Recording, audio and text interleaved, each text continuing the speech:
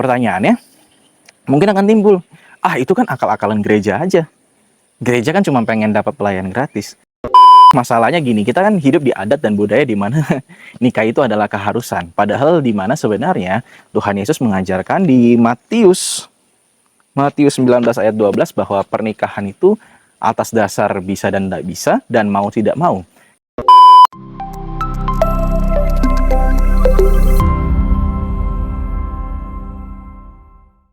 Shalom teman-teman, hari ini aku lagi ada di Pertapaan Rawaseneng Temanggung. Biasa disebut juga Terapis Santa Maria Rawaseneng. Ya, itulah ya kira-kira. Dan sekarang aku lagi ada di Taman Doanya, tepatnya di Gua Marianya. Dan hari ini aku ingin menyapa teman-teman, apa kabar kalian semua? Dan dimanapun kalian berada, saya sangat berharap bahwa kalian baik-baik aja. Kalaupun nggak baik-baik aja, it's okay to be not okay. Kita sama-sama doa bareng, kita sama-sama ambil energi bareng dari Tuhan, supaya kita tetap kuat dan menjalani hidupan kita tuh dengan penuh kasih gitu ya. Dan hari ini hari Minggu sih, tanggal 27 ya berarti ya. Dan bacaan kedua hari ini tuh mengingatkan aku akan konseling aku semalam. Dari surat Korintus yang pertama bab 7 ayat ke-32 sampai 35.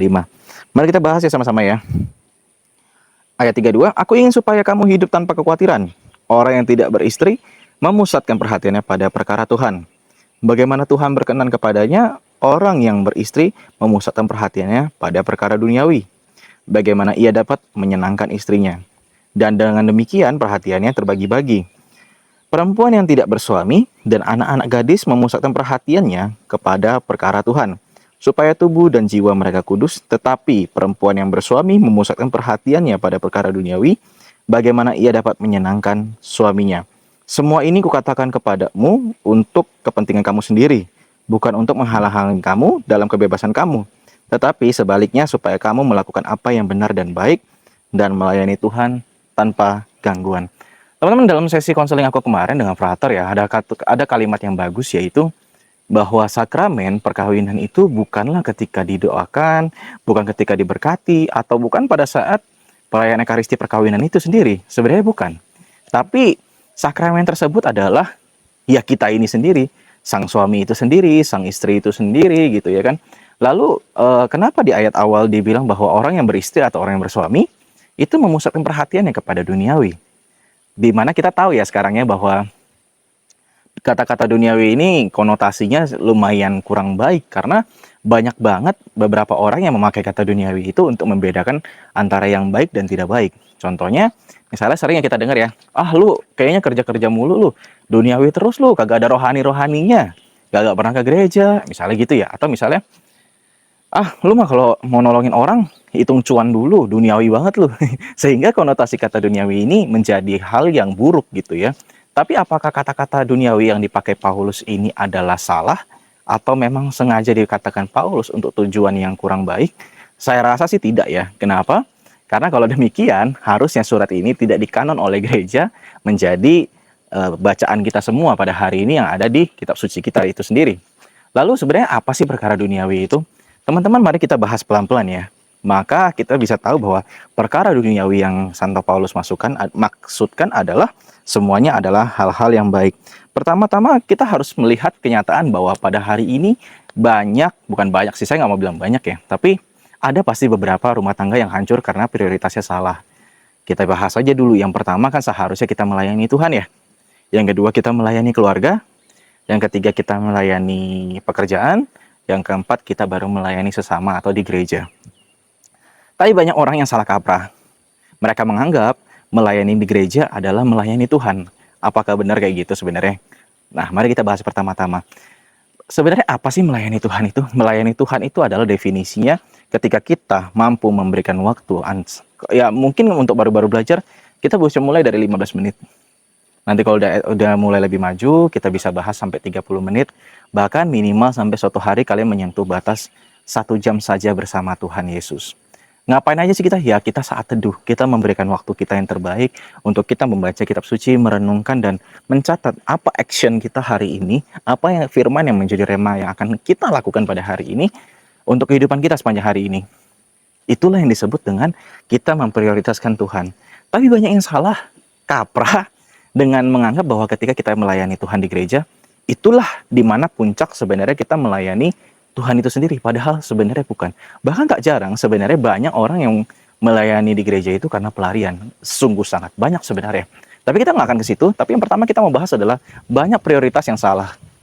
Yang pertama seharusnya kita memberikan waktu kita kepada Tuhan dengan relasi yang kita bangun dengan Tuhan lewat saat teduh. Yang kedua kita melayani keluarga. Melayani keluarga itu bukan tentang kita hanya sebagai, kalau saya berbicara sebagai seorang suami ya, tidak hanya berbicara tentang gimana caranya hari ini kita cari uang supaya di rumah itu tetap ada dapur ngebul lah, supaya tersedia makanan lah. Tapi lebih daripada itu, kalau itu memang sudah menjadi tanggung jawab sebagai seorang laki-laki. Tapi lebih daripada itu adalah bagaimana kita bisa mengasihi istri kita seperti Tuhan mengasihi jemaat. Di mana kita tahu bahwa mengasihi jemaat itu tidak mudah. Jemaat itu macam-macam. Mulai dari yang menyenangkan, mulai dari yang sefrekuensi, sampai juga yang menjengkelkan dan yang kayaknya pengen kita tendang aja deh gitu. Pasti ada kan gitu teman-teman. Tapi itulah Tuhan mengajarkan kita untuk belajar daripadanya. Karena dia lemah lembut. Artinya adalah bagaimanapun istri kita, maka kita wajib untuk mengasihinya sebagaimana Tuhan mengasihi jemaat. Dan itu saya rasa jarang mungkin diajarkan oleh mungkin orang tua kita atau lain sebagainya. Ada mungkin beberapa yang mendapatkan figur ayah yang baik, tapi beberapa juga tidak mendapatkan figur ayah yang baik. Sehingga hari ini kita kembali kepada firman mengajarkan untuk kita supaya bisa mengasihi istri kita itu sebagaimana Tuhan mengasihi para jemaat. Dan untuk anak itu bukan perkara cuma dikasih makan di perut.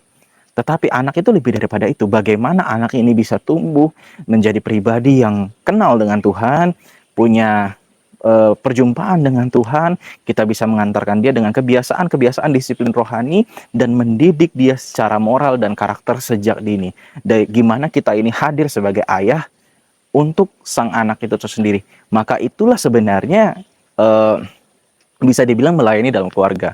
Bukankah kita kenal yang namanya bahwa satu jiwa aja selamat, maka seluruh isi sorga berbahagia. Maka ketika kita yang mengambil keputusan untuk menikah, hendaknya lah kita prioritaskan hal ini ke duniawi, yang dimana adalah sebenarnya untuk istri kita, untuk anak kita, ya keluarga inti kita lah. Kita bangun rumah tangga karena anak itu adalah kehidupan baru yang Tuhan berikan, dan kita berharap bahwa apa yang terjadi kepada kita, apa yang terjadi kepada istri, itu jangan sampai turun ke anak. Maka kita berdua, kita dan istri, maksudnya saya dan istri itu harus kerjasama untuk menyelesaikan masa lalu kita, supaya anak itu mendapat citra Allah yang baru. Supaya anak itu mendapatkan gambaran kasih Bapa yang baru. Lalu berikutnya teman-teman, kalau begitu kita bahas lagi. Ada nggak kalau orang yang lebih mendahulukan gerejanya, kehidupannya di gereja dibandingkan kehidupannya di rumahnya sendiri? Banyak teman-teman. Saya cerita sedikit bahwa ketika saya, ini cerita dari guru saya ya, sebutlah namanya Mawar aja, Ibu Mawar gitu. Ibu Mawar ini suatu kali dalam pengajaran pernah cerita ke saya bahwa dia lagi ada di sebuah pertemuan, tiba-tiba temannya datang. Dia bilang gini, Mawar, lu lihat deh suami gua. Kenapa? Iya, geli banget gue liatnya. Masa dia bantu-bantu yang lain pada nyusunin bangku dan lain sebagainya. Lah si Mawar kaget dong, ya kan. Mawar bilang, lah bukan itu hal yang bagus. Dimana suami lu gercep, mau bantu di dalam gereja, bantu-bantu beresin bangku dan siap-siapin segalanya. Kagak, lu mah kagak tahu Mawar. Dia kalau di rumah mah, aduh parah banget. Jangankan bangku, yang ada mau ngobrol sama kita aja susah. Kagak pernah dia ada waktu sama kita. Sampai bilang begitu. Nah disinilah teman-teman sebenarnya kehadiran kita sebagai laki-laki itu dipertanyakan. Bahwa kita itu melayani siapa sih? Kita melayani diri kita sendiri atau melayani Tuhan? Bagaimana? Saya agak menyayangkan dan kurang bijak ketika kita bilang bahwa kita mengasihi Tuhan, tapi kita nggak mampu mengasihi pasangan kita sendiri, anak kita sendiri, yang dimana itu adalah gambaran Allah, gambaran Tuhan kita yang ada hidup di dalam mereka. Nah, itulah kira-kira yang mau dibahas tentang bagaimana ketika Paulus mengatakan bahwa orang yang menikah hendaklah dia memprioritaskan kehidupannya untuk duniawi, yaitu mengurus rumah tangga. Nah, bukankah kalau kayak gitu nggak usah pelayanan di gereja dong kok? Oh, teman-teman jangan salah paham dulu. Ketika rumah tangga kalian sudah settle, ketika rumah tangga kalian sudah baik, berjalan dengan apa adanya, keluarga kalian juga merasakan cinta Tuhan, boleh kalian atas persetujuan bersama ambil waktu untuk melayani di gereja. Kenapa? Karena daripada waktunya hanya berjalan begitu aja, lebih baik waktu yang kita punya ini kita pakai untuk melayani juga di gereja. Karena jangan lupa prioritas nomor 4 adalah melayani sesama dan melayani gereja. Lalu, bagaimana dengan yang tidak menikah? Yang tidak menikah, masalahnya gini, kita kan hidup di adat dan budaya di mana nikah itu adalah keharusan. Padahal di mana sebenarnya Tuhan Yesus mengajarkan di Matius 19 ayat 12 bahwa pernikahan itu atas dasar bisa dan tidak bisa dan mau tidak mau. Kenapa saya bilang seperti itu? Karena di ayat itu jelas, nanti aku nggak akan bilang panjang, bahwa ada yang tidak bisa menikah karena dilahirkan demikian, ada yang tidak bisa menikah karena dijadikan demikian, ada yang memang tidak bisa menikah karena kemauan dia sendiri gitu, dan lain sebagainya. Saya kenal kok beberapa orang yang memang memutuskan untuk tidak menikah karena kemauan mereka sendiri, karena keinginan mereka untuk melayani Allah secara full time. Mungkin mereka nggak jadi imam, mungkin mereka bukan frater, bukan seminari lah, tapi mereka orang biasa yang benar-benar mengabdikan hidupnya untuk Tuhan. Ada yang seperti itu. Dan saya melihat bahwa ketika orang yang tidak berkeluarga, tidak mengambil sakramen perkawinan dan hidup untuk mengabdi kepada Tuhan, ya sejatinya memang pasti ada waktu kosong yang dipakai di mana ketika orang menikah itu dia mengurusi rumah tangga. Dan ada yang ketika mereka tidak menikah, ya mereka mengambil waktunya untuk mengurus gereja kah, aktivitas rohani kah, spend time gitu mungkin sama orang-orang yang membutuhkan gitu. Nah, pertanyaannya mungkin akan timbul, itu kan akal-akalan gereja aja. Gereja kan cuma pengen dapat pelayan gratis. Nah, kalau ada yang sampai mikir gitu sih saya nggak tahu ya. Tapi bagi saya sendiri, saya melihat bahwa kalau memang ada yang mikir gitu ya, saya akan kembali kepada bacaan tersebut. Semua itu kukatakan untuk kepentingan kamu sendiri. Kenapa untuk kepentingan kita sendiri? Karena pertanyaannya teman-teman, bisa nggak kita ngelewatin hari gitu aja? Bisa nggak kita ngelewatin hari itu cuma kayak, oh ya udah bangun, makan, kerja, makan, hangout, pulang, tidur, besok begitu lagi. Saya rasa mungkin ada beberapa orang yang bisa. Tapi sampai suatu titik percayalah kalian pasti akan ngerasa sangat-sangat kosong. Dan tidak jarang demi mengisi kekosongan itu, mereka mengisinya dengan sesuatu sebenarnya terlihat seperti isi, tapi sebenarnya itu kosong juga. Dan akhirnya mereka akan terus haus lagi, terus kekeringan lagi, terus bertanya sebenarnya tujuan hidup mereka apa. Yaitu the meaning of life, yang menurut aku bahasanya mungkin seperti itu ya. Lalu kemudian, kalau misalnya seperti itu, ketika mereka mengambil suatu keputusan untuk melayani gereja, untuk melayani apa, bukankah hal itu lebih baik seperti pada ayat 35, pasal 35b, yang berkata bahwa bukan untuk menghalang-halangi kamu dalam kebebasan kamu, tetapi sebaliknya, supaya kamu melakukan apa yang baik dan benar. Teman-teman, kalau misalnya kita mengisi kekosongan kita dengan hal-hal yang fana, kita pasti juga akan haus lagi nanti. Tetapi ketika kita memusatkan perhatian kita kepada Kristus, kepada tujuan yang baik dan benar, entahkah kamu melayani di gereja, apapun di luar gereja ya, karena saya juga mengenal banyak orang-orang yang memang tidak melayani di gereja, tapi terpanggil untuk melayani pribadi-pribadi di luar gereja. Saya mengenal orang-orang seperti itu juga. So, teman-teman, balik lagi adalah ketika kita itu nggak bisa, maksudnya kita tuh nggak bisa jalan hidup tuh kayak cuman ya udah lewat gitu aja. Karena kita akan merasa kosong, sepi, hampa. Tetapi ketika kita menemukan alasan untuk kita hidup, ketika Kristus itu memberikan kita nilai untuk hidup, kenapa kita hidup, dan ketika alasan itu berbuah, kasih itu berbuah, maka sesungguhnya yang diuntungkan itu bukanlah Kristus, bukanlah siapapun, tapi kita sendiri. Kita yang menemukan tujuan hidup kita yang menemukan value atas diri kita. Mari teman-teman sama-sama kita berdoa. Semoga kiranya Tuhan memberikan konfirmasi yang tepat. Lewat doa ini kita semakin dikuatkan apapun jalan yang kita ambil.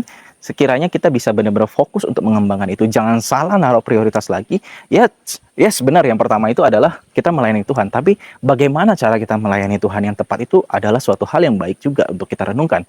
Yang kedua, layanilah secara tujuan dan pilihan yang kamu ambil. Kalau yang menikah, layanilah keluarga. Yang tidak menikah, layanilah Tuhan. Yes, benar, kalian mungkin punya pekerjaan, punya apa.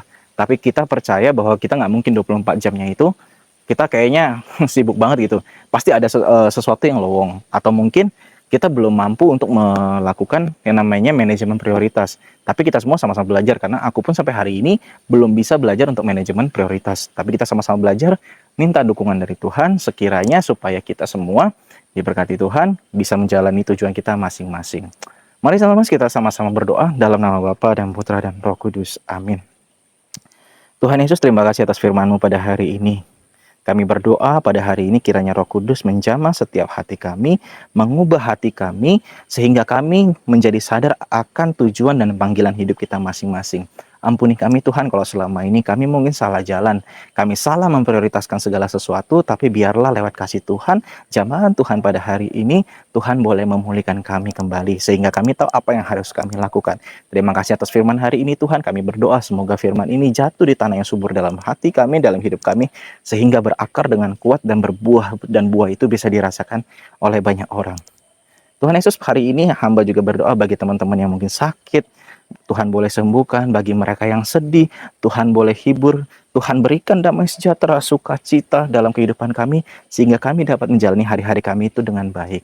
Tuhan, ini kami datang apa adanya di hadapan-Mu, ubah hati kami, ubah karakter kami, sehingga kami sungguh-sungguh berkenan di hadapan-Mu. Terima kasih Tuhan Yesus, dalam nama-Mu, Tuhan kami Yesus Kristus, kami telah berdoa dengan penuh ucapan syukur. Amin. Dalam nama Bapa dan Putra dan Roh Kudus. Amin. Berkah dalam semua, Tuhan memberkati. Bye-bye.